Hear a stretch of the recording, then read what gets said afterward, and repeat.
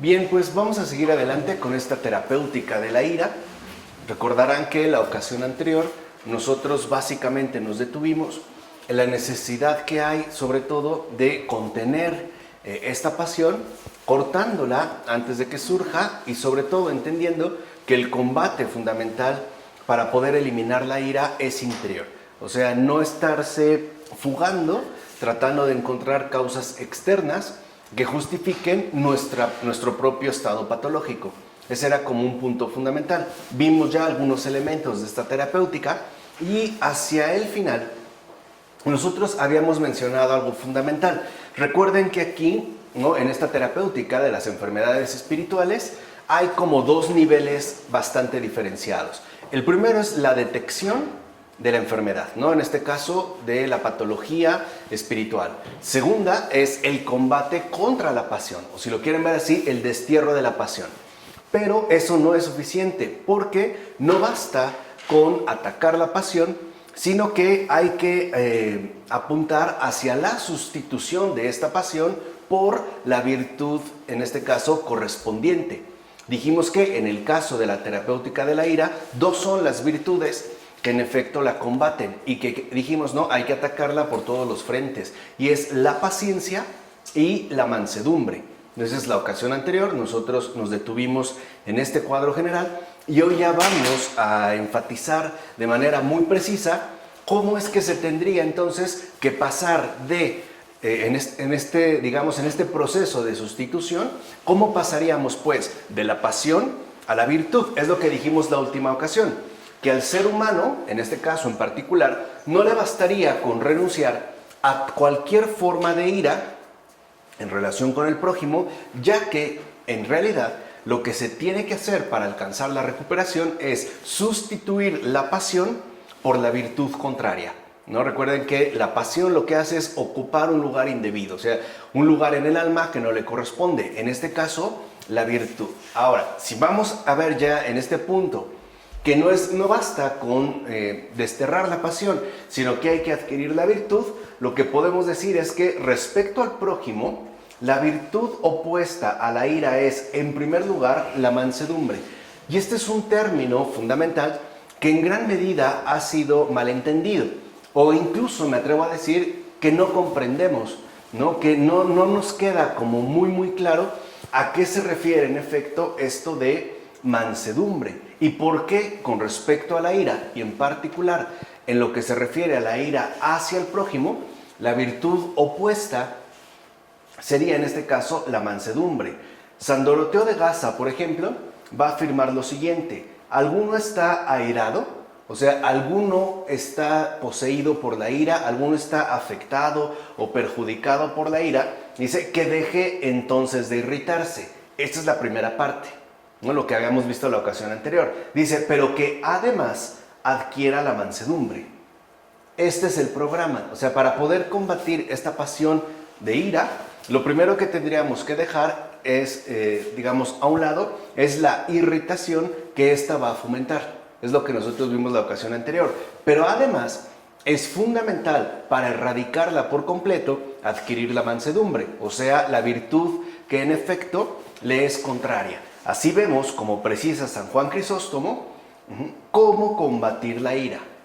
O sea, aquí ya hay, como una referencia muy en particular. ¿Cómo se va a combatir la ira? Dice San Juan Crisóstomo, mediante la mansedumbre.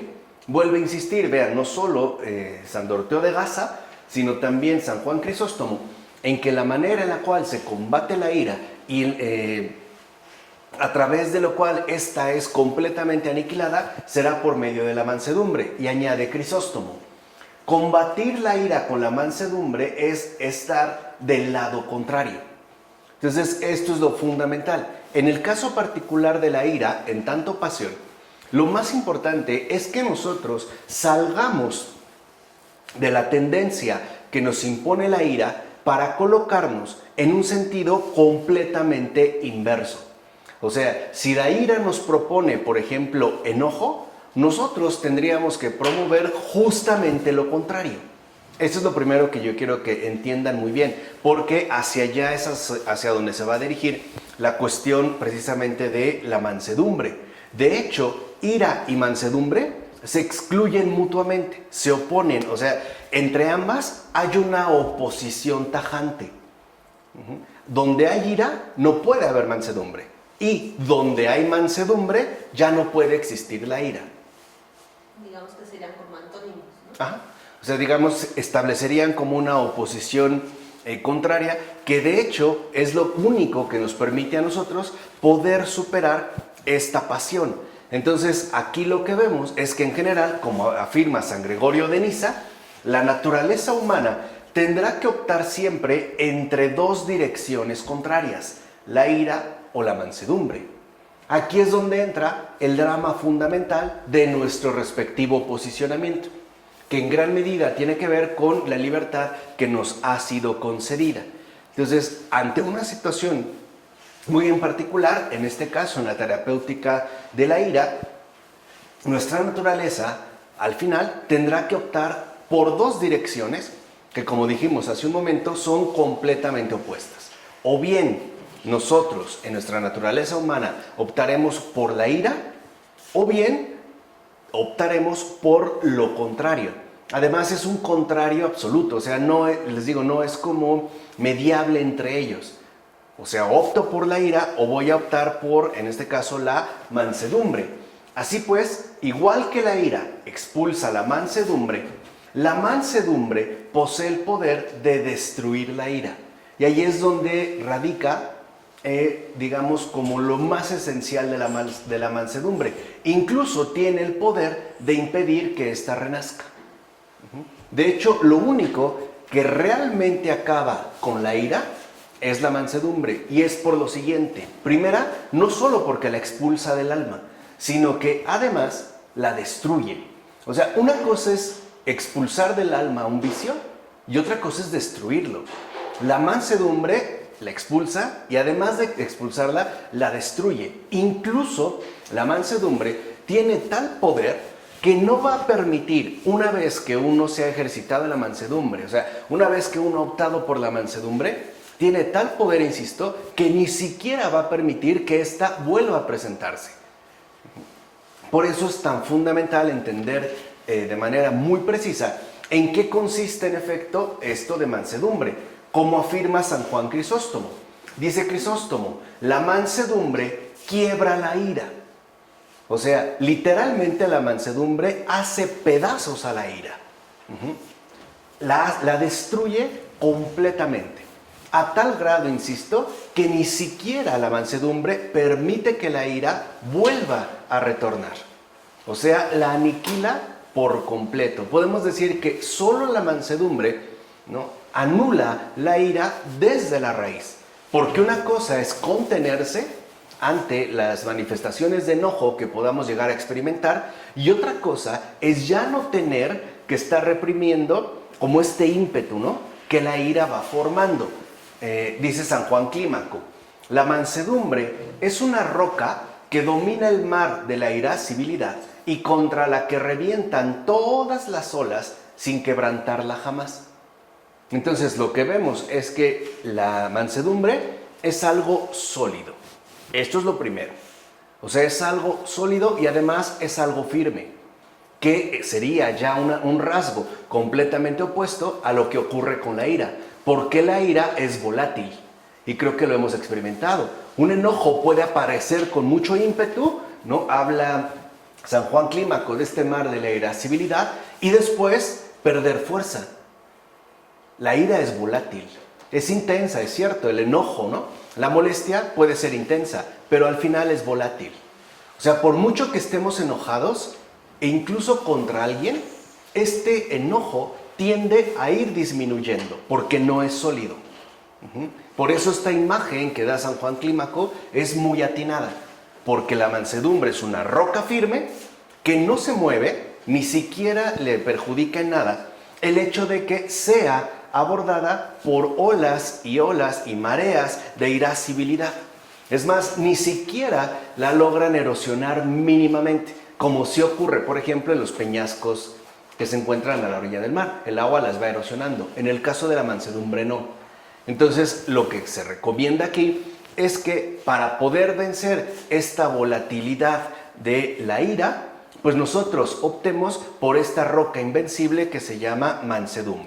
Ahora, pero hay que aclarar, y esto es muy importante, que la mansedumbre espiritual, que es aquí lo que a nosotros nos interesa, no tiene nada que ver con la indolencia ni con la apatía. Por ejemplo, hay personas que dicen, pues ya no voy a hacer corajes y me vale. No, ya no voy a hacer caso y que hagan lo que quieran. Eso puede ser o indolencia, o sea, el hecho de que no permitir que a mí me duela, ¿no? De alguna manera insensibilizarme, o bien ser apático, o sea, ya no tener ningún tipo de interés con respecto a arreglar la situación. No, la mansedumbre no tiene nada que ver con ello. O sea, primero, lo que podemos decir es que la mansedumbre no es una actitud pasiva. O sea, la mansedumbre es activa. O sea, la mansedumbre no consiste en, pues ya, que pase lo que pase, yo no voy a hacer coraje, o como decimos en México, ¿no? Voy a echar la concha, ¿no? Voy a hacer concha y que no me importe, que me valga, no. Eso es o indolencia o apatía. Aquí no, o sea, no es una actitud pasiva dispuesta a soportarlo todo sin la menor reacción, no, sino que es activa. De hecho, es un estado de estabilidad del alma. Por eso les decía, es algo firme. La mansedumbre realmente lo que aporta al alma es una estabilidad inquebrantable.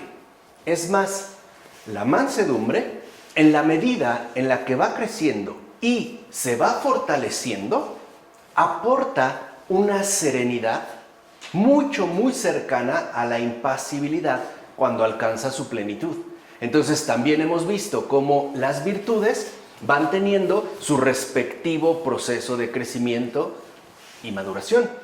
Entonces, conforme uno se va ejercitando en la mansedumbre, lo primero que descubre es que el alma empieza a adquirir una estabilidad cada vez más firme.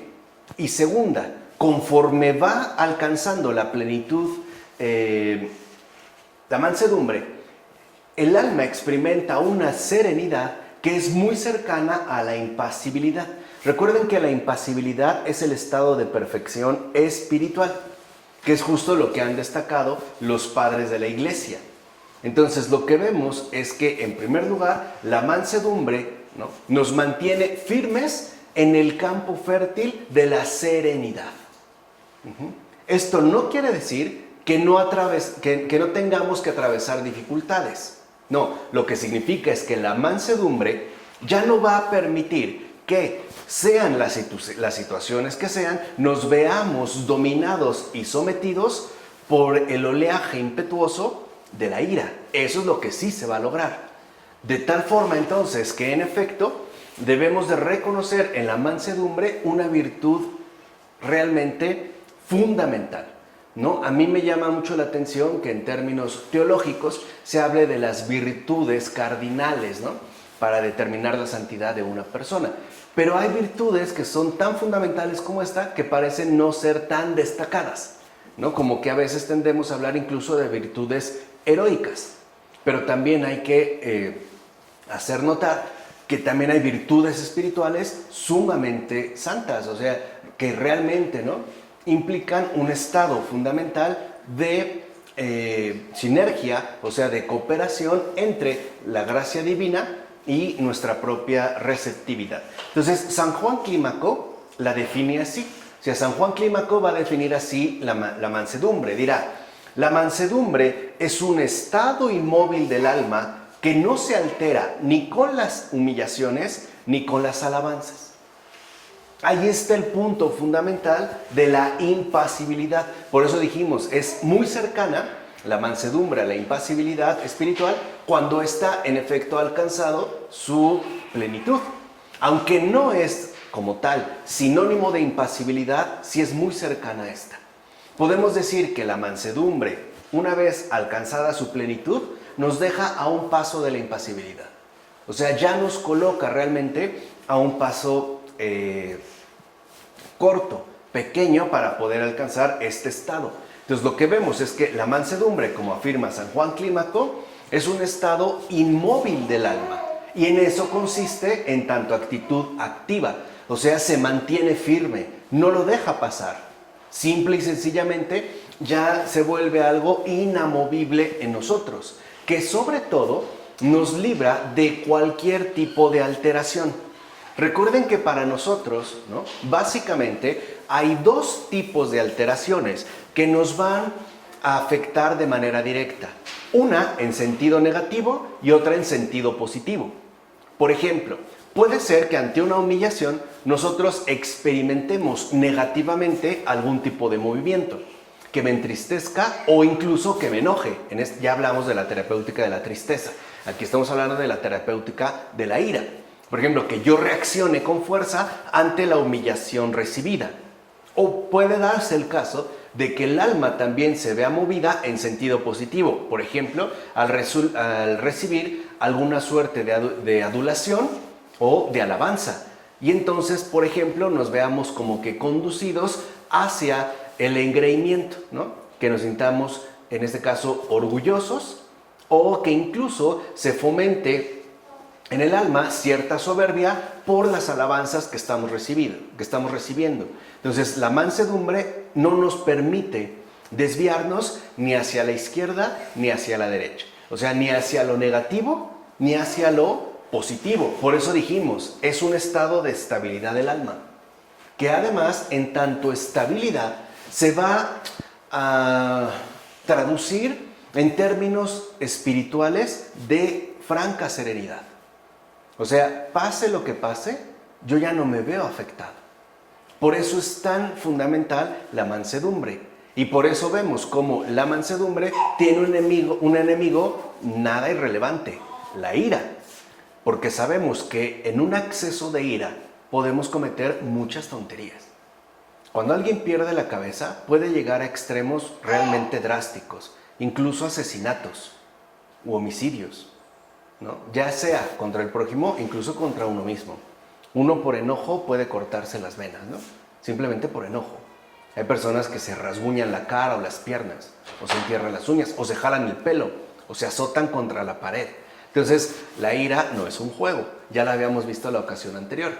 Por eso es que la mansedumbre va a ser también, ¿no?, en sentido inverso, tan fuerte. Y hay que entender bien cuáles serían sus respectivas exigencias. Además, conviene añadir que la mansedumbre es una actitud positiva con respecto al prójimo. Recuerden que la ira es justamente lo contrario. La ira es una actitud negativa con respecto al prójimo. Por ejemplo, si vamos manejando y alguien nos da un cerrón o algo así y yo me enojo, lo primero que hago es pensar mal de él. Desde que es un estúpido o un verdadero imbécil hasta quizá llegar a los insultos verbales. O por lo menos interiores, tal vez no lo exteriorizo, pero quizá yo puedo llegar incluso, ¿no?, hasta decirle un montón de groserías. Entonces ya habíamos visto la ocasión anterior cómo la ira siempre busca dirigirse hacia el prójimo. O sea, la ira nos pone en guerra contra el prójimo, al grado de que la ira va a promover la destrucción del prójimo. Es lo que yo les dije hace un momento. Por enojo podemos lastimar muy seriamente a otra persona. A veces en las discusiones de pareja es frecuente, ¿no? Nos enojamos y nos insultamos y nos herimos. Y nos herimos por enojo. Y a veces puede suceder lo mismo en el caso de los hijos. Por eso es tan importante que si nosotros, por ejemplo, queremos llamar la atención a nuestros hijos o queremos arreglar las cosas con la pareja o con un vecino o qué sé yo, nunca lo hagamos cuando estemos enojados. Porque no es el momento. O sea, si ya la ira ganó terreno, lo que debemos hacer es retirarnos. O sea, hacer un esfuerzo porque la irritación disminuya. Y dos, si voy a llamarle la atención a mi hijo, lo debo hacer, pero no por enojo, sino por una buena intención. Y a veces nosotros, por ejemplo, regañamos a los hijos porque nos hicieron enojar. Esa es la fuente del regaño. No es una corrección fraterna. Entonces, si mi hijo me hizo enojar, cuando ya no esté enojado, hablo con él. Lo mismo, si lo voy a corregir no por enojo, sino por un bien. O sea, no me puedo dejar llevar por un mero impulso emocional. O sea, no puedo regir mis criterios de vida por los defectos o vicios que aquí estamos describiendo. Más bien tendríamos que aprender a obrar según las exigencias propias de la virtud. Esto es muy importante. Entonces vemos cómo es una actitud positiva con respecto al prójimo, ya que se traduce sobre todo en oración por él y en general en una actitud permanente de caridad. Y aquí entonces empezamos ya a notar la verdadera relevancia de la mansedumbre. Me voy a regresar un poco. Recordarán que hace un momento acabamos de decir que la mansedumbre es un estado de estabilidad del alma, una serenidad que en efecto se traduce en una actitud activa.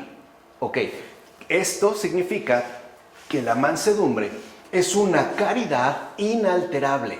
O sea, aunque una persona me lastime, aunque una persona me hiera, aunque una persona me perjudique, en mi corazón no nace ni el más mínimo sentimiento negativo hacia esa persona. Es decir, la mansedumbre hace que la caridad se vuelva inalterable. Y por supuesto, ya sabemos que la caridad se ve reflejada sobre todo en el trato que nosotros tenemos con el prójimo, al grado de que si una persona, por ejemplo, a mí me ha agredido o bien me ha lastimado, la mansedumbre me conduce a no retirar la caridad para con él, sino que mi disposición sigue siendo exactamente la misma, sobre todo en el ámbito de la oración. Es lo que decía Jesús: oren por los que los persiguen, oren por sus enemigos. Aquí vemos entonces por qué va a decir San Juan Clímaco lo siguiente: la mansedumbre consiste en que cuando el prójimo nos atormenta, roguemos por él sinceramente sin que nos afecte su comportamiento. Ahí es donde vemos que no es pasiva, o sea, no es ni apatía ni indolencia, es una caridad imperturbable. Por eso es tan fundamental, vuelvo a insistir, la mansedumbre. Entonces San Juan Clímaco reconoce que en efecto puede darse el caso, de hecho es frecuente, que alguna persona nos atormente, con lo que sea. Puede ser un vecino que se queja desde que riego mi planta y entonces me ve con una mirada hostil, que sentimos que me lastima, ¿no? Hasta a lo mejor un comentario impertinente que me hizo sentir mal, o una humillación recibida quizá en una reunión delante de otras personas, a lo mejor por quedar bien o por tratar de destacar, y claro, ¿no? Siempre a costa del otro. Entonces me tormenta, me lastima, ¿no? Me hiere. Lo que dice San Juan Clímaco es que la mansedumbre nos va a permitir que aun cuando yo me vea afectado por otra persona, número uno, mi corazón no va a proferir ningún tipo de reclamo o queja, sino al contrario. En mi corazón, este ataque, esta herida, se va a traducir en términos de solicitud, o sea, en el hecho de rogar por él ante el Señor. No solo porque me ha ofendido, y eso hay que entenderlo. Si yo rezo por alguien que me ha lastimado, no solo rezo porque yo soy el herido, rezo porque él no siga lastimando a nadie más. O sea, no es porque yo sea lo importante, sino porque esto que ha cometido conmigo no se repita con nadie más. Es en este sentido que nosotros rogaríamos por él. Y además, la mansedumbre nos va a conducir a que el comportamiento indebido o reprobable que una persona haya tenido hacia nosotros no nos afecte en lo más mínimo. Ahí se ve, ¿no?, en qué consiste este estado de serenidad. Recibo el daño, pero se traduce en bien. Y aquí vemos el enorme poder de la mansedumbre. Lo que logra la mansedumbre es convertir el mal recibido en un bien ofrecido. Y ya lo que ahorita yo acabo de comentar nos da una idea de hacia dónde va la cosa. La mansedumbre es la virtud fundamental de Dios mismo. Por eso es lo que yo quiero que vayan viendo, o sea, la magnitud que de hecho posee, y ahorita lo vamos a decir, ¿no? Añade San Juan Clímaco: la señal de la suprema mansedumbre consiste en conservar un corazón lleno de serenidad y de caridad respecto a quien nos ha ofendido, incluso en su presencia. Entonces, aquí veamos que hay como varios niveles al hablar de la mansedumbre. Primero, si una persona se irrita fácilmente, no tiene caridad. Lo que tiene es ira. Si una persona se irrita porque la sopa está fría o porque la sopa está caliente, esa persona está enferma de ira. O sea, digamos que su tirano es la ira. Está movida por la ira. No conoce la mansedumbre, que ya vimos hacia dónde nos conduce. Entonces, como dice San Juan Clímaco, la señal, ¿no?, de esta mansedumbre en grado elevado, de una mansedumbre suprema, es que pase lo que pase, el corazón se mantiene sereno. Y como les dije, no se anula la caridad. Ya es la roca firme. Aunque yo recibiera los peores ultrajes, mi caridad hacia la otra persona no se vería mermada. Pasara incluso lo que pasara, especialmente con respecto a los que nos han ofendido, que de hecho es un regalo incómodo de mucho fruto. Es lo que habíamos visto ya hace tiempo con Thomas Keating. Recuerden que el padre Thomas Keating nos dijo, la persona que más nos molesta es la persona que más bien nos hace, aunque nos tardemos mucho en entenderlo.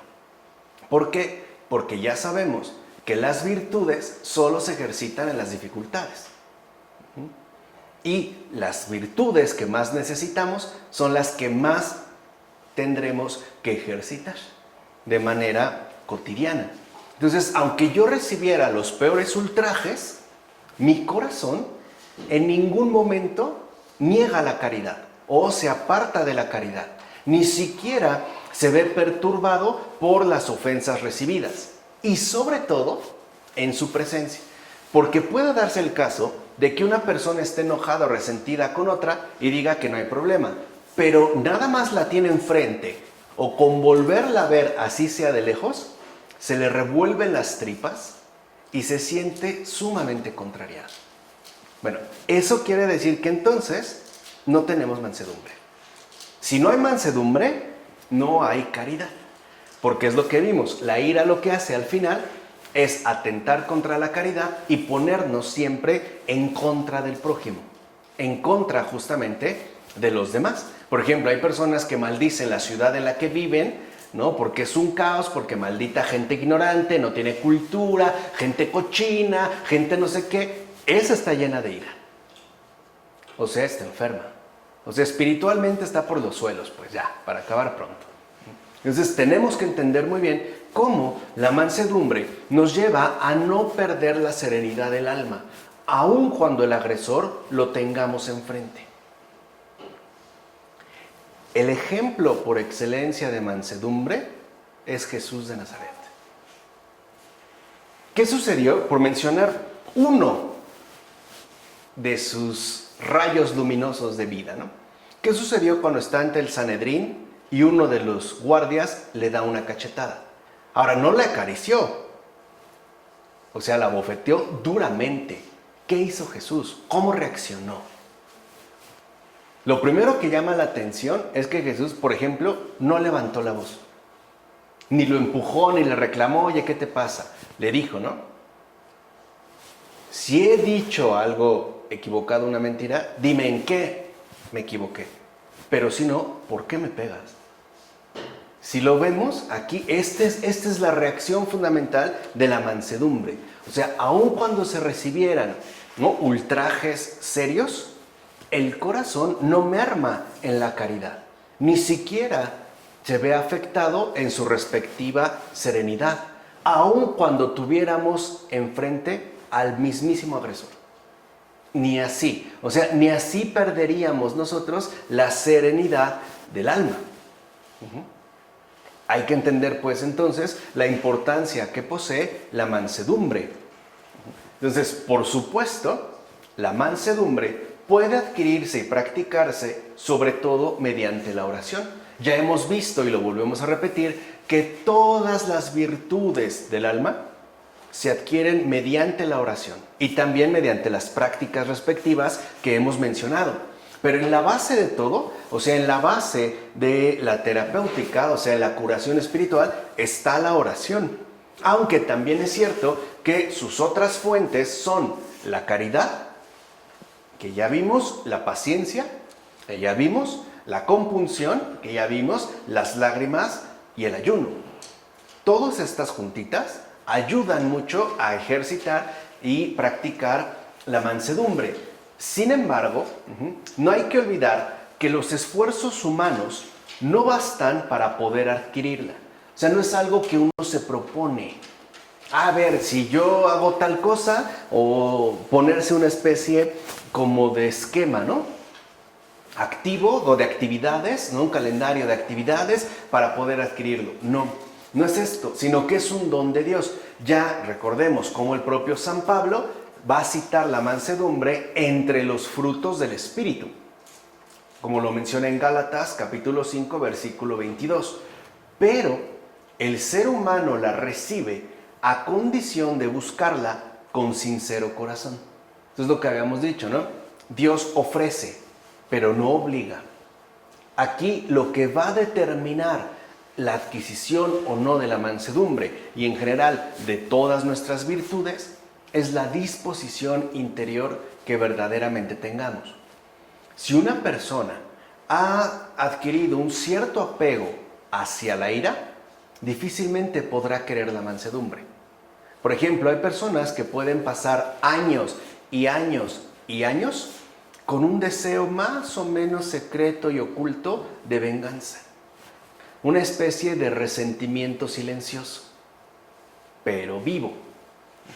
Al grado de que, si se entera pasados los años que su agresor o su lastimador ha atravesado algún percance fuerte, a lo mejor se alegra y puede decir, vaya, ¿no? Por fin tuvo su merecido, o es lo menos que le pudo haber pasado. Entonces, a veces el Señor no nos concede lo que le pedimos porque en realidad no es lo que queremos. O sea, una cosa es hablarlo y otra cosa es desearlo con sincero corazón. Porque lo que el Señor me ofrece, tengo que estar dispuesto a recibirlo en mí, a asimilarlo.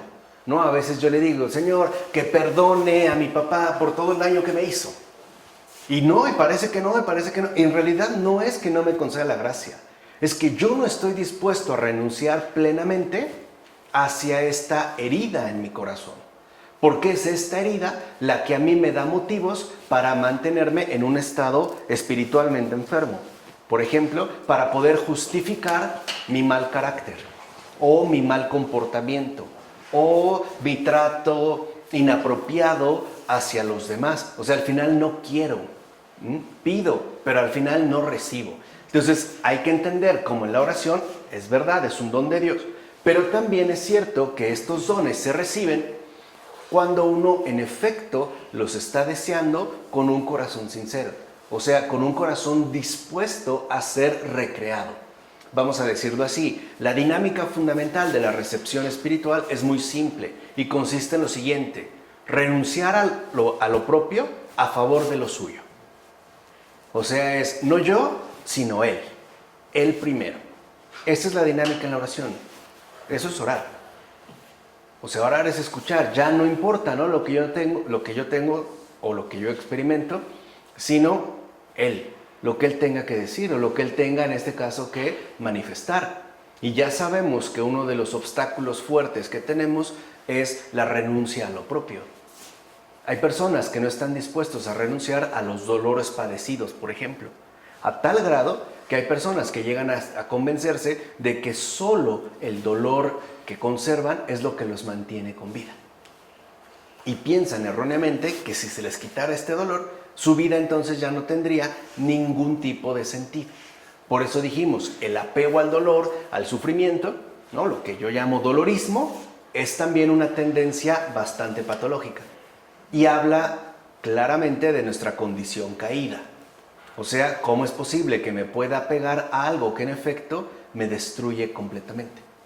Sin estar dispuesto a renunciar a ello. Nada más piensen qué difícil es sinceramente perdonar a otra persona. Al grado de que ya ni siquiera en mí existiría la posibilidad de un mínimo reclamo. Aun cuando la situación se volviera a repetir. porque en efecto la condición del alma o la estabilidad del alma no es una cuestión acumulativa, sino que tiene que ser más bien una situación, una actitud de permanencia, que no importa lo que sucede, o lo que suceda, perdón, ¿no? Yo me voy a mantener firme en la mansedumbre. De hecho, veamos, la mansedumbre constituye un remedio general para todas las demás enfermedades del alma. Habíamos ya visto cómo en efecto a cada pasión le corresponde su virtud contraria. Bueno, la mansedumbre es la única de las virtudes espirituales que funciona, al menos como un remedio general, para todas las demás enfermedades del alma. Es la única que puede, en este caso, ¿no?, ayudar a vencer todas las pasiones, todas las otras enfermedades del alma. Es como las personas que consideran, no sé, que a lo mejor el té de manzanilla sirve para todo, ¿no? Desde limpiarse los ojos para un malestar estomacal y todo lo quiere arreglar con té de manzanilla, ¿no?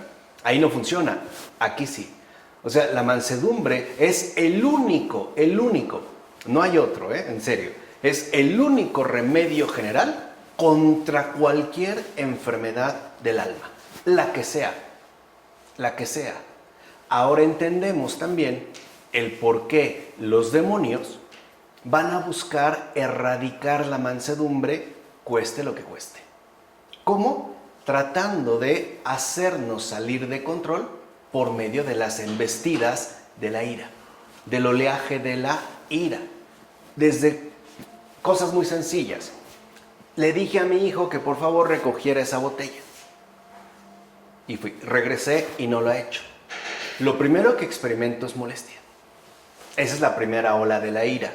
Se nota en el modo en el cual ahora pronuncio las palabras. El tono cambió. Primero fue, ay hijo, por favor recoge la botella. La segunda es, ya te dije que levantes esa botella. O sea, ya estoy, ¿no? En este caso, alcanzado por la ira. Ya la tercera, ya sabemos que en México recurrimos al poder de la chancla, ¿no? Infalible. O ya es insulto. Contigo nunca cuento, siempre es lo mismo, ya me tienes harto, ya me tienes harta, lárgate de aquí. Y ya se hizo una guerra. Esta es justo la dinámica de la ira. Porque la ira buscará cualquier pretexto para hacer acto de aparición. O sea, la ira nos va a hacer enojar por todo y por nada. Nos va a hacer enojar porque hay comida pero no me gusta, o porque no hay comida y tengo hambre. Me va a hacer enojar porque está lloviendo y no llevé paraguas, o porque cargué el paraguas y no llovió. Me va a hacer enojar porque llegué muy temprano y ahora tengo que esperarme como tonto. O me va a hacer enojar porque llegué muy tarde y eso que salí temprano. O sea, la ira es una guerra constante. Precisamente para no practicar la mansedumbre. Porque el demonio sabe perfectamente bien que una vez adquirida la mansedumbre, todo su poderío está vencido. Ya no puede hacer absolutamente nada más. Recuerden que el demonio es muy astuto. Y el demonio siempre trata de obstaculizar lo que sería más perjudicial para él. No para nosotros no le interesa, sino lo que le sería en todo caso más perjudicial para él. Por eso tenemos que estar tan vigilantes, ya dijimos, ¿no? La perfección espiritual es inseparable de la vigilancia, ¿no? De la atención, para ver bajo qué circunstancias precisas y concretas en mí suele manifestarse, o por lo menos sugerirse, la ira, ¿no? Puede ser porque a lo mejor le presté el coche a mi esposo o a mi esposa y lo dejó mal estacionado, y eso me hace reventar.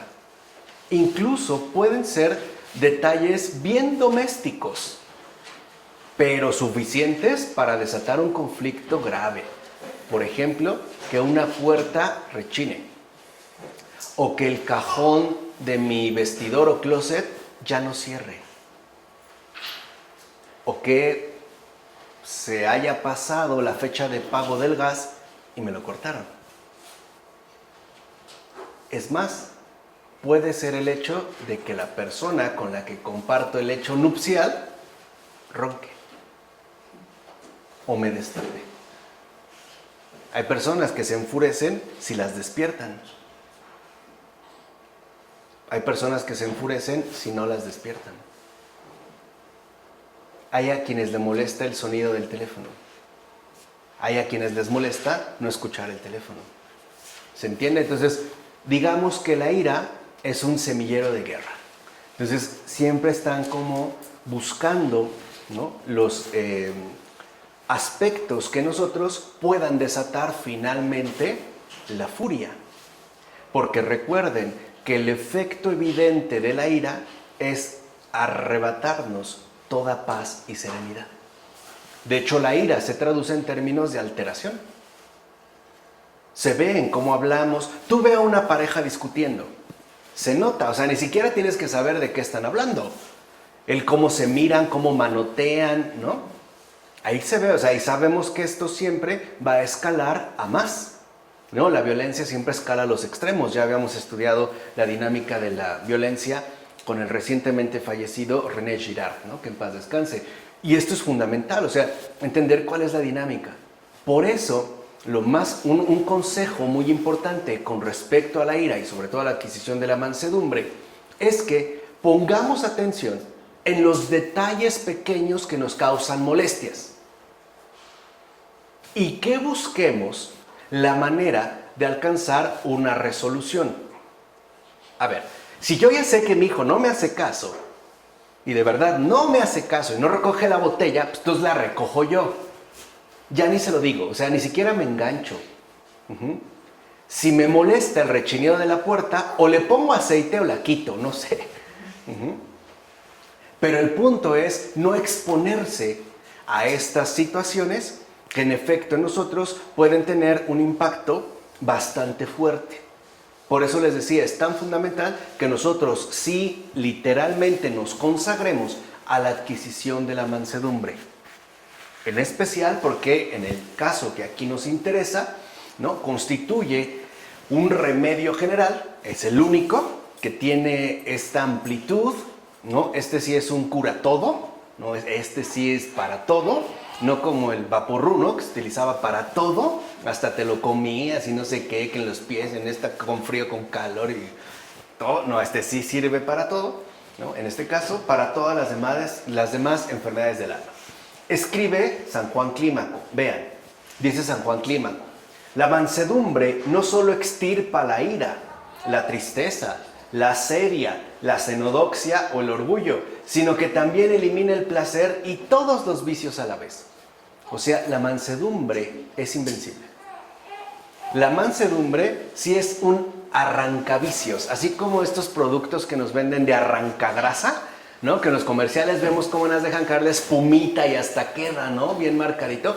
Esta sí, O sea, la mansedumbre literalmente arrasa con todos los vicios, todos. No deja ni uno en pie, ni uno. No hay vicio que se le pueda poner al tú por tú con la mansedumbre. Por eso, insisto, la técnica del mal espíritu es que nosotros no la practiquemos, no la ejercitemos. Digamos que para el demonio lo importante es que ni siquiera lo intentemos. Y claro, para no intentar la práctica de la mansedumbre, pues lo mejor que hay a la mano es la ira. O sea, mantener un alma perturbada por el enojo y la molestia. Ahora veamos. Por su parte, San Juan Casiano, no es Casino, ¿no? San Juan Casiano no duda en afirmar lo siguiente. Dice San Juan Casiano: el que siempre es manso no se inflama de ira, ni se consume las angustias de la asedia y la tristeza. Y aquí aparece la palabra mansedumbre, manso. Que por eso el Papa Francisco lo dijo muy claramente y de manera muy acertada. Hay que ser mansos, no mensos. No dejarse pasar con la... No, eso no es del Señor. No, hay que ser mansos. Entonces vean, el que realmente es manso, ¿no?, el que tiene esa mansedumbre, el manso de corazón, no se inflama de ira, no se consume tampoco en las angustias que generan la asedia y la tristeza. ni se disipa en las fútiles búsquedas de la xenodoxia, ni se eleva con la hinchazón del orgullo. Entonces aquí vemos cómo en efecto la mansedumbre es un remedio general. O sea que se opone a todos los efectos que las pasiones generan. No les permite pues su crecimiento, las extirpa plenamente. De hecho, al contribuir a extirpar del alma diversas pasiones, sobre todo la ira, la mansedumbre libra al alma del trastorno que ellas le causan y le preserva de toda afectación por venir. Y esto es muy importante. O sea, la mansedumbre no solo va a extirpar las pasiones, especialmente la ira, ¿no? Y con ello nos libra de todas las perturbaciones, de todas las afectaciones que, como hemos visto, las pasiones traen consigo. Sino que además, incluso la mansedumbre nos protege de afectaciones posteriores. O sea, literalmente nos ayuda en lo por venir. Es como si habláramos de un medicamento de efecto prolongado. De hecho, la verdadera mansedumbre, ¿no?, se adquiere para toda la vida. O sea, no es, les decía, no es como meramente intermitente, ¿no? Por un rato, no. No, o sea, es realmente algo que a nosotros nos va a ayudar de por vida. De hecho, es la mansedumbre la que va a volver especialmente invulnerable al alma a cualquier insulto o palabra hiriente. No es que se le resbale, no es eso. Eso es ser menso. Creer, pues que me haga que se me resbale, ¿no? Me tomo aceite o como mantequilla, o qué sé qué tantas tonterías decimos. No es eso. Es que ya los insultos, las palabras hirientes, las humillaciones no tienen terreno donde caer. Ya no. Yo podría recibir los peores insultos, las palabras más hirientes, y mi alma no se vería afectada. Ya de ninguna manera. ¿Quién podría ser aquí, por ejemplo, un caso, ¿no?, muy paradigmático de mansedumbre? Santa Rita de Casia. Si ustedes saben más o menos la vida de Santa Rita de Casia, pues no la tuvo nada fácil, ¿no? Sobre todo por toda la serie de insultos, incluso, ¿no?, a lo mejor de abusos, hoy diríamos psicológicos, quizás hasta físicos, groserías, palabras hirientes, desprecios de su propio esposo. Y ella, por ejemplo, no mermó en su amor, en su cariño. Y no fue de un día, un mes, o sea, fueron de años. ¿Cómo lo logró? ¿Era muy mensa? No, era muy mansa. Eso sí. Y ese dijimos, es un don.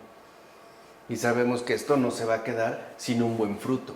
Entonces, lo que quiero que entiendan es que la mansedumbre nos concede inmunidad hacia cualquier tipo de insulto, palabra hiriente o afectación. Nos vuelve inmunes. Al contrario, el daño recibido se transforma, lo que les dije, ¿no? Se transforma en un bien ofrecido, especialmente en oración. Por ejemplo, Señor, perdónalo, o perdónalos, o perdónala. No sabe lo que hace. Ahí es lo que estamos viendo. En este caso ya les decía el ejemplo que es Jesús. De ahí que la mansedumbre sea una traba por demás importante para la influencia demoníaca. La mansedumbre es la muralla que los demonios no pueden vencer. No la pueden vencer. No la pueden ni siquiera perforar, como sí pueden hacer con otras virtudes. Recuerden que, por ejemplo, incluso la humildad nos puede, ¿no?, dirigir hacia la soberbia. Aquí no. Aquí es invencible. Es más, de hecho, Evagrio llega a afirmar que es la virtud que más temen los demonios en el ser humano. De hecho, yo me atrevo a decir que es la única virtud que un demonio teme en un ser humano. Ni siquiera la castidad, porque el demonio sabe que la puede quebrantar. Por eso las tentaciones, ¿no? Pero la mansedumbre no. Es la única virtud, ¿no?, o la virtud que más temen, como dice Bagrio, los demonios en un ser humano. Ahora, esto se comprende sobre todo porque la ira es una actitud que les caracteriza particularmente. Recuerden que los demonios son rabias enfurecidas. Están rabiosos siempre. No tienen nada de sosiego. Mientras que la mansedumbre aleja drásticamente, ¿no?, al ser humano del estado demoníaco. Por eso es lo que más le temen. Entonces, recuerden que lo que busca el demonio es que nosotros adquiramos una semejanza con él. Entonces, por ejemplo, una persona iracunda pues es una persona con un perfil demoníaco. Hasta esto, por eso lo dijimos hace un momento, ¿no?, se puede llegar a ver en los actos que incluso puede realizar, dadas ciertas circunstancias, ¿no? Hay alguien que a lo mejor, no sé, supe de un caso muy fuerte, donde una mujer tenía un bebé, una niña, de hecho de 7 meses, estaba llore y la sacó de quicio, se enojó tanto, o sea, se llenó tanto de ira, que le dio 40 puñaladas en la cabeza. Es esto. Por eso les decía, la ira no es un juego. De hecho, la ira nos coloca peligrosamente cerca del estado demoníaco. Cuando una persona está enojada, ni siquiera mide lo que dice. Ni siquiera pone atención a las palabras, ni a la intención. De hecho, una persona enojada escupe furia verbal, visual, corporal, etc. A lo mejor no llega a la agresión, pero ganas no le faltan. Entonces, aquí vemos también cómo la mansedumbre es lo radicalmente opuesto a la ira. Vamos, en síntesis, la mansedumbre es lo que más nos asemeja a Dios. Por eso es lo más apartado de los demonios. Saben que una persona con mansedumbre, al ser como Dios, es invencible. O sea, ahí ya no habría nada que hacer. Al contrario, mientras más hiciera, mayor bien obtiene aquel. Por eso incluso se retira. Ahí ya no hay nada que hacer. ¿Se entiende? Entonces, por eso es tan importante nosotros que nos demos cuenta cuál es la dirección hacia la cual pretendemos nosotros dirigir nuestra respectiva existencia. Así pues, al contribuir a curar al ser humano de distintas pasiones, sobre todo, como hemos dicho, ¿no?, de su parentesco con el perfil demoníaco, la mansedumbre es lo que le va a permitir acceder a multitud de bienes. Entonces, así como la ira genera multitud de males, la mansedumbre nos aporta multitud de bienes, sobre todo 3. Muchos más, pero sobre todo 3. Primero, que la mansedumbre es una fuente de calma. Lo que siempre aporta la mansedumbre al alma humana es calma. Segundo, reposo. Y tercero, la paz. No hay otra paz en este mundo verdadera que no sea la que trae la mansedumbre.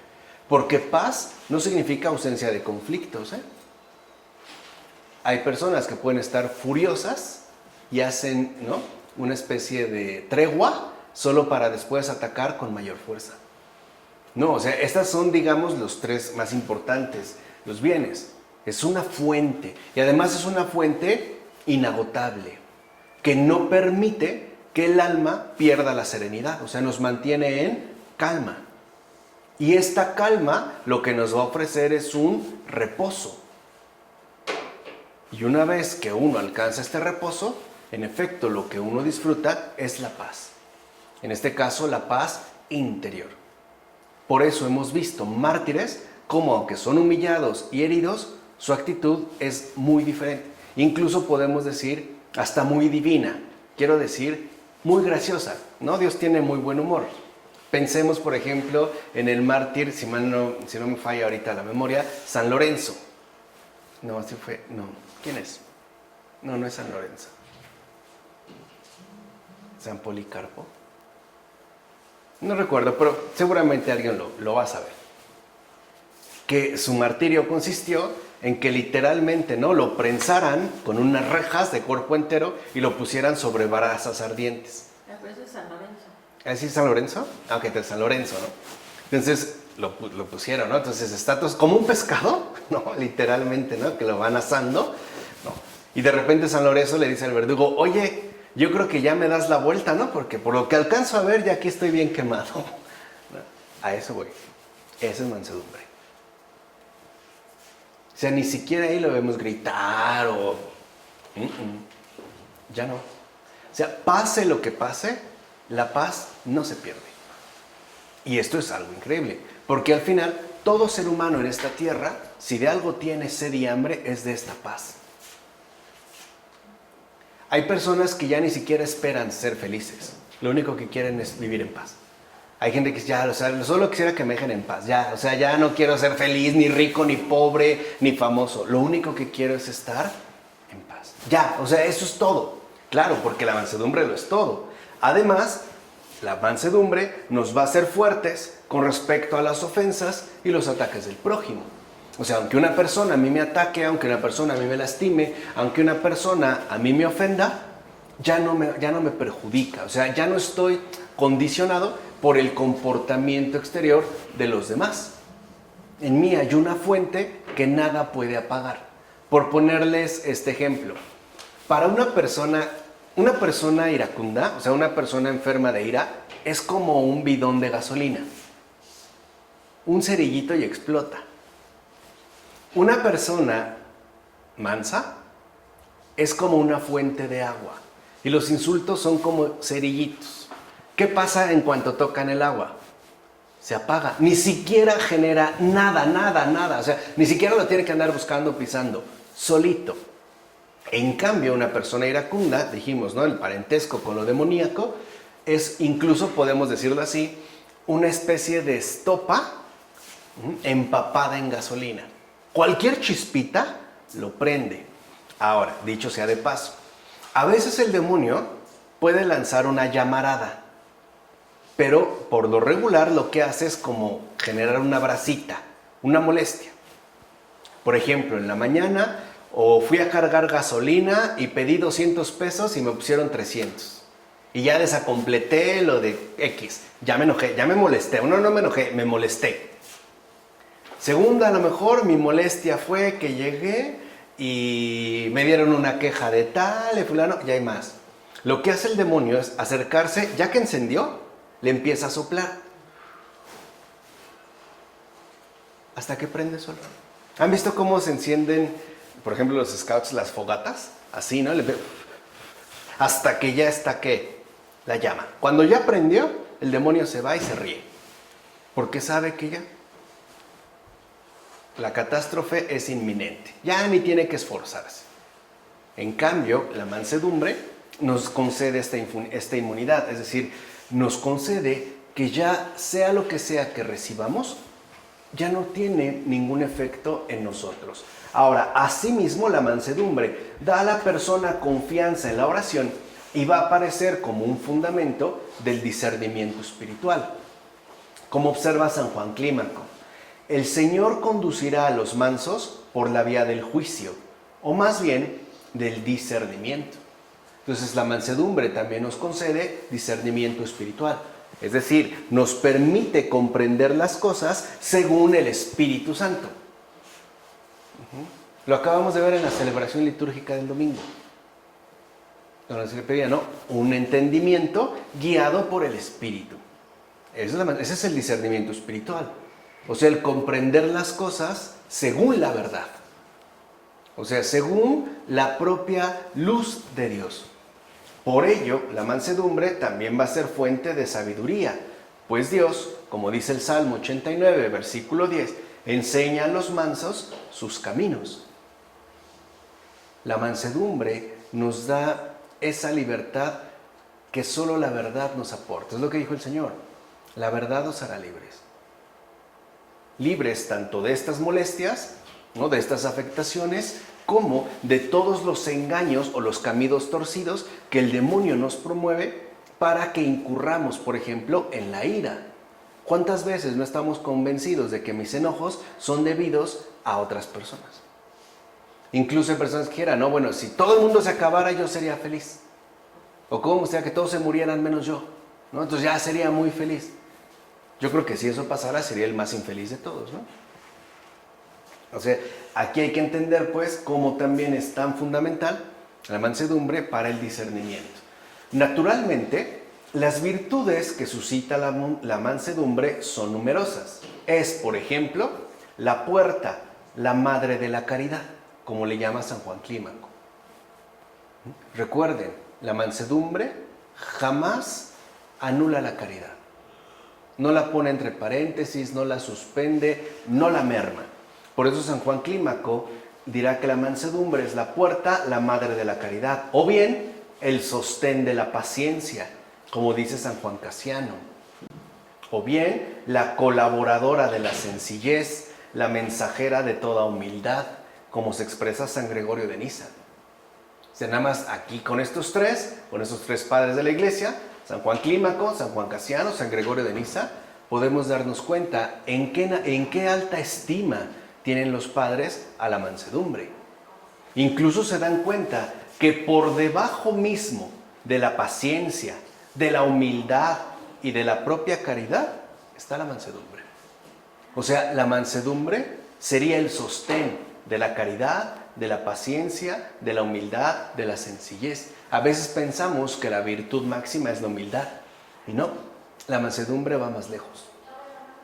O sea, la humildad es muy importante, pero la mansedumbre es mucho más importante. Sobre todo, la mansedumbre es fuente de dicha espiritual, es decir, primicia, es una primicia, un adelanto, un aperitivo de la felicidad prometida a los mansos de corazón. Piensa si en este mundo tan conflictivo, en esta cacalandia, como le llamaba Robert Musil en El hombre sin atributos, esta excelente novela, hay otra felicidad real aparte de esta. ¿No sería esta una verdadera felicidad, que te hagan lo que te hagan, tu corazón se mantiene en calma y tranquilo? ¿Qué otra felicidad puede haber? Ese es el aperitivo, o sea, ese es, digamos, como el adelanto de esta felicidad prometida a los mansos de corazón. Como dice Cristo, bienaventurados los mansos, porque ellos heredarán la tierra.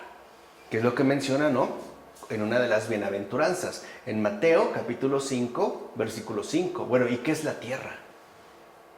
¿Por qué dice que heredarán la tierra? ¿Qué es la tierra? El corazón que lleva los frutos de la gracia, como dijo San Calixto e Ignacio Jantopoloi. Esa es la tierra. O sea, lo que van a heredar es un corazón repleto de los frutos de la gracia. Es el triunfo de Dios en un corazón humano.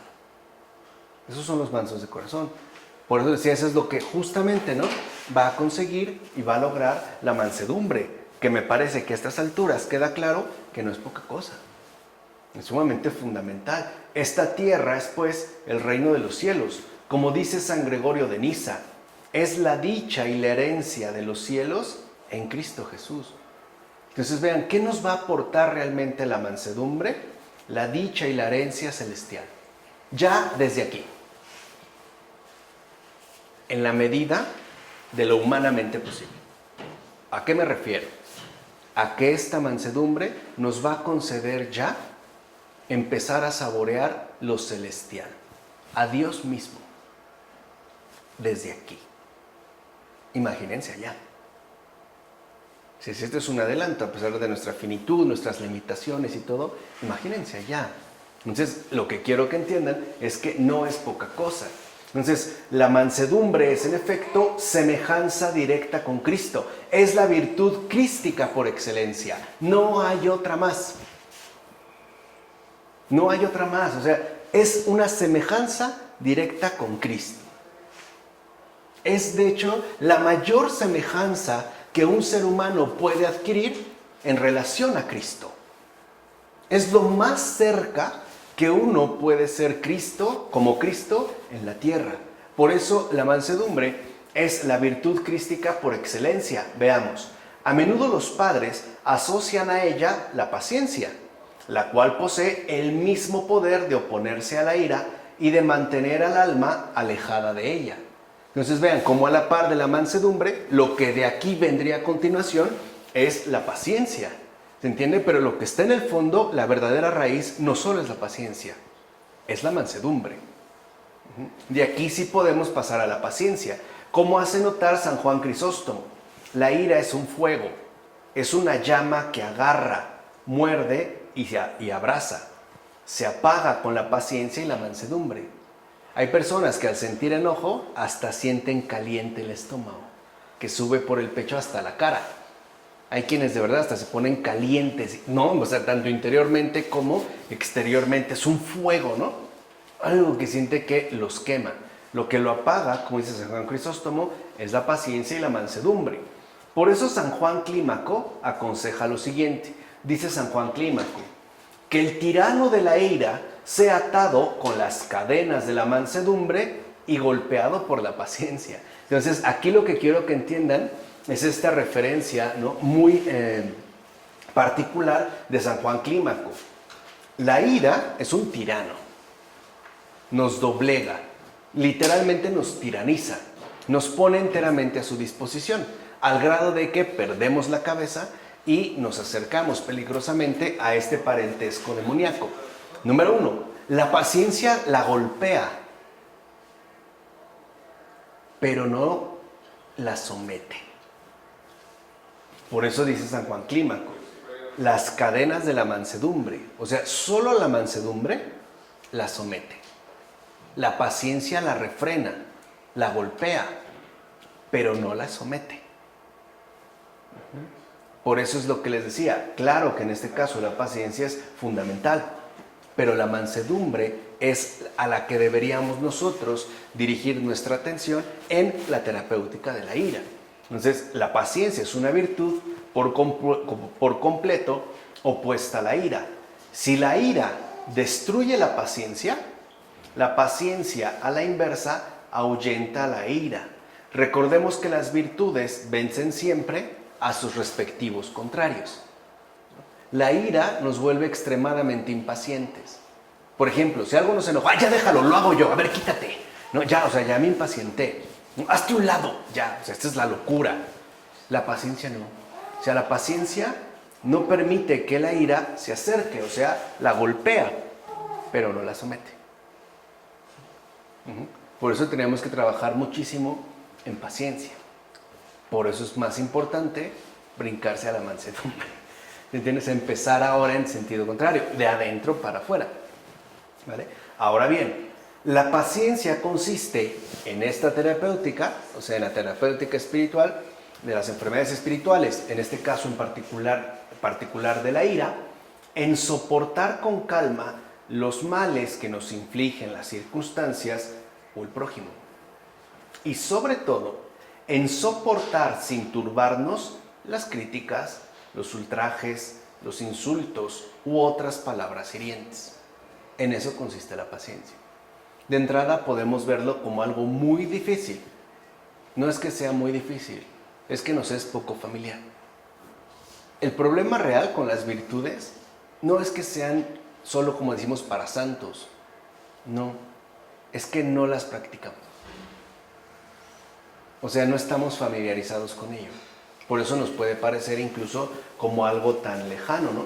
San Máximo, en efecto, por ejemplo, la define así. Dice San Máximo, consiste, está hablando de la paciencia, en permanecer constante en la adversidad, en soportar los males, en resistir la tentación hasta el final, en no ceder a la ira, en no dejar escapar una palabra bajo el impulso de la emoción iracunda, en no sospechar ni pensar nada que sea indigno de un hombre de Dios. Esa es la paciencia, en este caso en particular. O sea, no dejarme afectar por las embestidas de esta emoción iracunda. Por su parte, San Juan Cassiano afirma que nadie ignora que paciencia viene de padecer y soportar.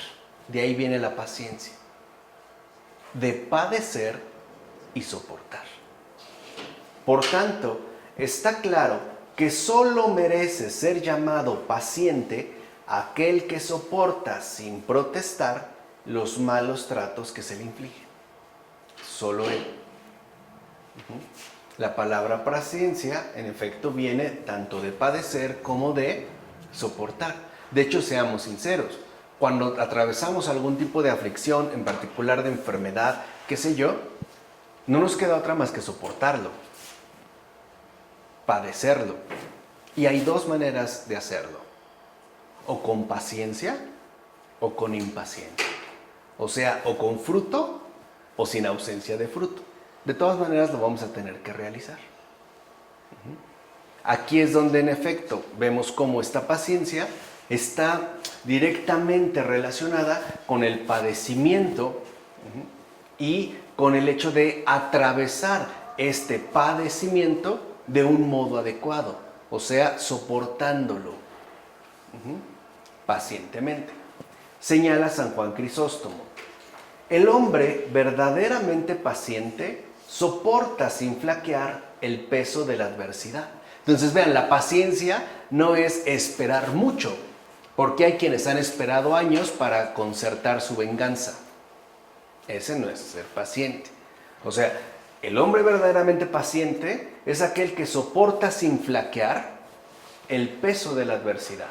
Dice, es como un pequeño puerto en el que se disfruta de una calma profunda. ¿Se acuerdan que cuando el Señor habla de la paz, dice que es una paz que este mundo no conoce? Es esto. Una calma profunda. El daño que le causes no podrá conmover esta firme roca. Vuestros ultrajes no podrán quebrantar esta torre. Entonces vemos también cómo la paciencia nos conduce a soportar sin flaquear el peso de la adversidad. La paciencia se adquiere por medio de un profundo amor a Dios. Así. Es decir, por medio de tomar como modelo a Cristo mismo. Eso es amar en serio a Dios. Porque a veces digo, pues sí, ¿no? Yo amo a Dios mucho. Pero, ¿en quién me estoy basando? ¿Quién es mi modelo? ¿Quién es realmente mi maestro, mi guía? ¿No? ¿Quién es mi inspiración? Si Él mismo se ha hecho carne, si Él mismo se ha revelado. ¿Quién, ante la ingratitud y la blasfemia, conservó la paciencia? Ultrajado y condenado a muerte, se mantuvo paciente y no achacó el mal a nadie, como dice San Máximo. Entonces, si yo realmente amo a Dios, es porque en efecto tomo como modelo único al propio Cristo. Y es lo que le decía, yo soy el camino. Ahí es donde encontramos realizado este camino. Así pues, quien posee amor a Dios, no le cuesta trabajo seguir al Señor su Dios, sino que soporta y padece agresiones sin desearle mal a nadie. A nadie. Por supuesto, la paciencia también proviene del amor al prójimo según la caridad. O sea, la fuente primaria de la paciencia es, como dijimos, ¿no? El amor a Dios. Pero además, también la paciencia va a brotar de un sincero amor al prójimo. En este caso, la humildad es algo básico para dicha paciencia. O sea, la humildad que nos lleva a considerar que el prójimo, para empezar, no es un esclavo mío, ni está llamado a satisfacer todas mis exigencias. Hay cosas que las personas no hacen, no porque no quieran, sino porque realmente no pueden. Generalmente pensamos que si quieres puedes. Pues no, hay personas que de verdad no pueden. Yo no le puedo pedir a una persona que hable un idioma en un día y que lo domine. No puedo. Lo que sí puedo es tener paciencia a que lo logre. O sea, reconocer que muchas veces, en realidad, el problema está en que exigimos demasiado a los demás. Y no entendemos la situación objetiva, es decir, real, en la que se encuentran. Pero esto es porque no tenemos humildad. O bien porque considero que las personas están a mi disposición y entonces deben de someterse a mi voluntad y hacer todo lo que yo exijo y cuando yo lo pido. O bien, Porque simple y sencillamente, en mi arrogancia, el prójimo no cuenta. ¿Cuántas personas se enojan porque el otro no le contesta el teléfono? Porque me urgía decirte que hicieras esto. Bueno, si no te contesté, pues hazlo tú. Punto. O sea, aquí entendemos cómo, ya no lo que hemos dicho en varias ocasiones, el amor a Dios y el amor al prójimo son inseparables. De ahí pues que la paciencia sea una de las virtudes que más contribuyen a la salvación del alma. Como dice el propio Cristo en Lucas capítulo 19, versículo 19. Salvaréis vuestras almas por medio de la paciencia. En general, la paciencia cura el alma en todas y cada una de sus dimensiones. De ahí que San Juan Cassiano diga que parece evidente que el remedio más eficaz para el corazón humano es la paciencia. En síntesis, puede decirse entonces que la paciencia es la salud total del alma. Ahora, esto nos da una gran luz acerca del mundo contemporáneo. ¿Por qué estamos tan enfermos en general? Pues porque no tenemos paciencia. Somos un mundo de la impaciencia, ¿no? El gran avance que han tenido las nuevas tecnologías nos han hecho creer falsamente que todo se obtiene de manera instantánea, de manera rápida, de manera, si lo quieren ver así, express. Amazon. Amazon Priority, ¿no? Amazon Express, Global Express.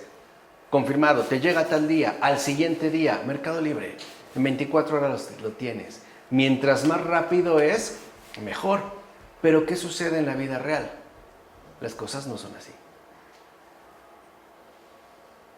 Por ejemplo, si se me antoja una fruta, una sandía, pues voy a un súper, la compro. Pero sembrar una sandía es otra cosa. O sea, no es de que ya puse la semilla y al otro día ya me estoy comiendo mis rebanadas, ¿verdad? Pues no. Tengo que ejercitar justo la paciencia. O sea, tendríamos que recuperar el realismo. No todo es rápido. En la realidad, de hecho, casi nada es rápido. Todo lleva un ritmo más bien tranquilo, ¿no? Por ejemplo, los espárragos. No sé, estoy pensando ahorita más en términos de agricultura, ¿no? Un espárrago, por ejemplo, si lo siembras por semilla, que es lo peor que puedes hacer, a lo mejor es por las garras, ya que les llaman, son como unas raíces extendidas. Si siembras por semilla, para que se te dé el primer espárrago, tendrás que esperar entre 2 y 3 años. Para uno. Y de ahí para el siguiente otros 2 o 3. Por eso son caros. Ahora, sabemos que mediante otras técnicas los hacen crecer apresuradamente, ¿no? Pero ya sabemos a costa de qué, de perjudicar la salud humana. Claro, y los alimentos se hacen mediante procesos de aceleraciones químicas, ¿no? Sí, pero el cáncer está a la orden del día. El estrés. ¿Por qué tanta colitis? ¿Por qué tanta gastritis? ¿Por qué tantas migrañas? Caída de cabello.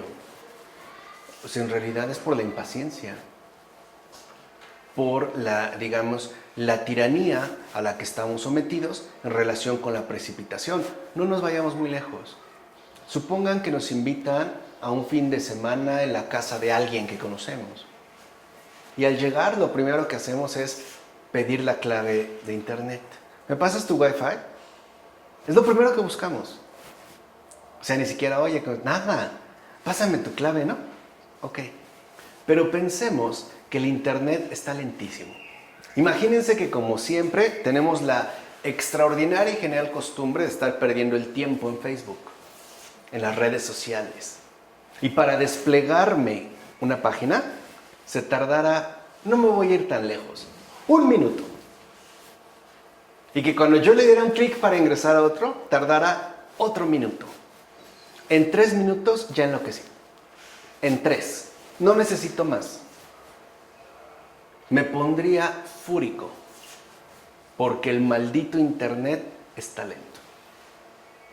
Por eso nosotros, ¿no?, nos vemos sumamente seducidos por la velocidad. Más megas, ¿no? Cuando lo único que haces es ver Netflix, checar tu Facebook. Ah, pero tengo 500 megas. ¿Haces cine? ¿Subes películas? ¿Manejas programas pesados de diseño? No, nada más checo mi Facebook, ¿no? Tonteo en Google. Ah, YouTube. Ya. Pero esto es importante de entender. Es en dónde está la verdadera raíz. Por no hablar ya de la mansedumbre. Hoy somos una cultura de la agresión, de un odio mutuo, unos contra todos. Yo que doy clases, lo saben, en una institución educativa, ¿no? Media superior, ya se ve que la mansedumbre ni siquiera es opción. Al contrario, se promueve la venganza, ¿no? Le llaman autodefensa. Pero de fondo es el odio. Ya no hay opción para el perdón. Bueno, en palabra de San Juan Crisóstomo, la paciencia es una fuerza invencible. De ella, precisamente, emanan el consuelo y la alegría espirituales, como afirma San Isaac el Sirio. Cuando la paciencia crece en nuestras almas, es signo de que hemos recibido secretamente la gracia del consuelo. No es notoria. No es algo que uno nota de inmediato, pero empezamos a ver sus efectos. El poder de la paciencia es más fuerte que las formas de alegría que experimenta el corazón. Porque las formas de alegría que experimenta el corazón también pasan. La paciencia no. Digamos que la paciencia llega para quedarse. Las alegrías que experimenta el corazón llegan para nutrirnos y retirarse. La paciencia no.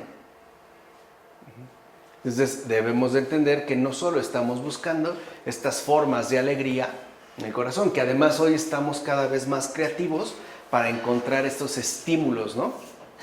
Emocionales intensivos, desde los deportes extremos hasta, qué sé yo, 1000 cosas, ¿no?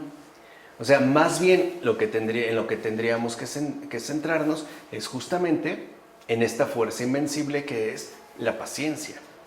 Hoy tendríamos que aprender a ser pacientes. Además, cuidado, porque ahorita los más impacientes son los niños. Los estamos haciendo súper impacientes.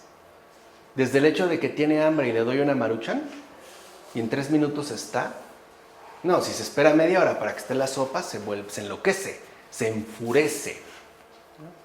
Hasta las comunicaciones instantáneas y los dispositivos que todo parece, ¿no? Ponérnoslo al alcance de un clic, ¿no? De bytes.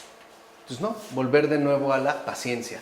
Porque en la medida en la que uno no se ejercita en la paciencia, será la misma medida en la que uno se vuelva extremadamente frustrado. Poca tolerancia, como hoy le llaman a la frustración. Pues como no, se parece que todo es inmediato. ¿Para qué me voy a esforzar o tener paciencia de hacer un recorrido de 1 hora para ir a visitar a mi abuela si mejor le mando un WhatsApp? ¿Para qué voy a ver? ¿Cómo voy a tener la paciencia de poder sobrepasar las dificultades de esta vida? Lo mejor es todo al carajo. ¿Para qué voy a arreglar una relación? Mejor empiezo otra, ¿no? Y lo único que hacemos pues, es irnos, ¿no? Perjudicando más y más. Así pues, mansedumbre y paciencia dan pie a la verdadera caridad, ya que la caridad implica paciencia y no desear mal a nadie. Por eso, a la pregunta, ¿cómo domina la caridad a la ira? San Máximo el Confesor responde lo siguiente, dice San Máximo, la domina porque le corresponde ser misericordiosa y hacer el bien al prójimo, ser paciente con él y soportar todo lo que nos haga sufrir. Recuerden que a San Máximo primero le cortaron la lengua para que dejara de predicar. Después le cortaron la mano derecha para que dejara de escribir. Sabe de lo que está hablando. No nada más está diciendo porque sí. Y lo exiliaron y lo desterraron y literalmente se lo hicieron imposible. Y no obstante, su gran testamento son las centurias sobre la caridad. Es un pensamiento sobre caridad, sobre paciencia. En ningún momento escribió tratados sobre la venganza efectiva, ¿no? ¿Cómo acabar con tu enemigo? Sobre la caridad. Por otra parte, como observa San Juan Crisóstomo, la paciencia sin caridad es un defecto, ya que puede llevar a la venganza e irritar aún más las almas. O sea, la paciencia sin caridad lo único que hace es frustrarnos y molestarnos más, al grado de que nos puede llevar a la venganza debido a la irritación que esto va a provocar. Así pues, aquello que llamamos bondad es justo caridad y paciencia por completo. Eso es bondad. Caridad y paciencia por completo. Esta bondad se alcanza rápidamente por medio de rezar por aquel que nos ha ofendido. Entonces, si alguien me ofendió, lo primero que puedo hacer es rezar por él. Escribe San Máximo. Ya les dije cuál es el contexto, para que entiendan más el peso de sus palabras. Dice, tu hermano ha sido para ti una ocasión de dificultad. O sea, no lo niega. Esto te ha conducido al odio. Pues bien, no te dejes vencer por el odio, sino vence más bien al odio por medio de la caridad. Y he aquí cómo lo vas a conseguir, rogando sinceramente a Dios por él. Así. Fíjate, no se te pide otra cosa, sino vencer el odio con la caridad. ¿Cómo? Rogando a Dios por él, por mi agresor, por mi lastimador, por el que me ha perjudicado, por mi violador, por mi ofensor, etc. Eso es lo que hoy en día no se acepta, no se concibe. De hecho, estamos al punto de que incluso ser misericordioso va a estar prohibido. De hecho, será de lo más prohibido. Ese es uno de los signos radicalmente anticristianos de estos tiempos. Ser bueno no está permitido. Entiéndanse, bueno como paciencia y caridad por completo. Tenemos que entender también parte, ¿no?, de los signos de los tiempos. Y añade San Máximo, ¿sientes rencor contra alguien? Reza por él y quebrarás el impulso de la pasión. ¿Sientes rencor contra alguien? ¿Quieres que se muera? ¿Quieres que le apliquen pena de muerte? ¿Quieres destriparlo? De acuerdo, pero primero reza por él, sinceramente. Y si después conservas algo de pasión, vemos. Pero no te brinques esto.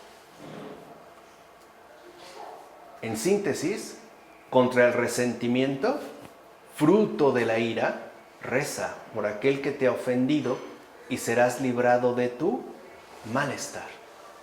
Como dice San Máximo el Confesor, un gran maestro de la caridad y que además, como les dije, lo vivió en carne propia.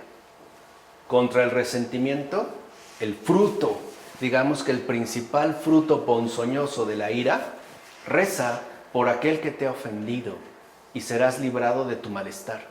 Porque seamos sinceros, cuando alguien nos ha ofendido, el malestar que me ha dejado, aun cuando la persona desaparezca, no se acaba.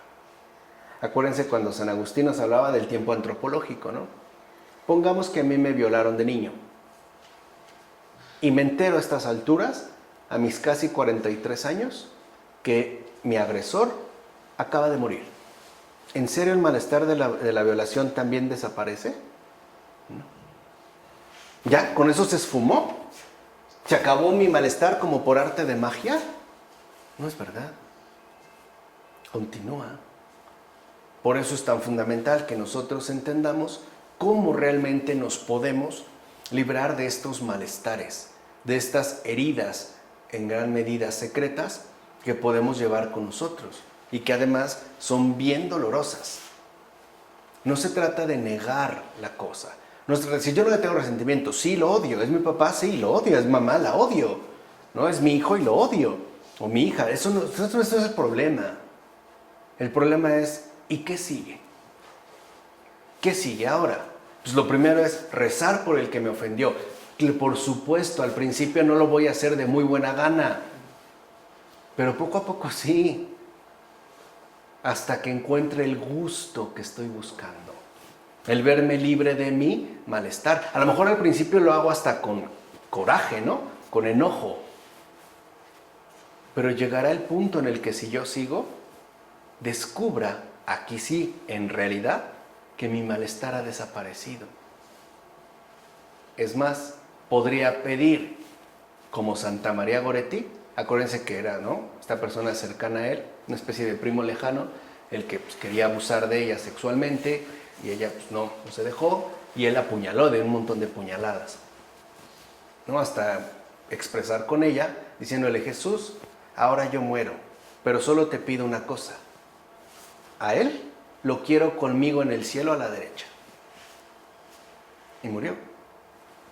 Y pasaron años. Y su propio agresor fue después el que promovió la causa de su canonización, su conversión. Él estuvo ahí, ¿no?, preso durante muchos años, y al salir lo primero que hizo fue ir a ver a la mamá de María Goretti, de esta niña, pedirle perdón, y él es el que relató lo que sucedió, que es lo que había hecho María Goretti en ese momento. Y en ningún momento hubo odio, ¿no? Yo me muero, pero le pido a mi familia que no solo lo maten a él, que acaben con toda su familia, ¿no?, sus rastros. Entonces lo primero que debemos hacer es rezar. No digo que no hay heridas, no digo que no hay vidas destruidas, claro que las hay. Pero lo que afirmo es que hay algo más que el dolor, y es la opción del consuelo. Un consuelo que no es de este mundo. Y créanme, aunque matáramos al agresor, la cosa no va a cambiar. La opción que sí tenemos es rezar. Acuérdense, se consigue todo poco a poco. A lo mejor al principio todavía lo hago con espuma en la boca. Me da asco pronunciar su nombre. Pero poco a poco, lo que en mí fue una maldición, se convertirá en una enorme bendición. Y no solo para mí, para el mundo entero.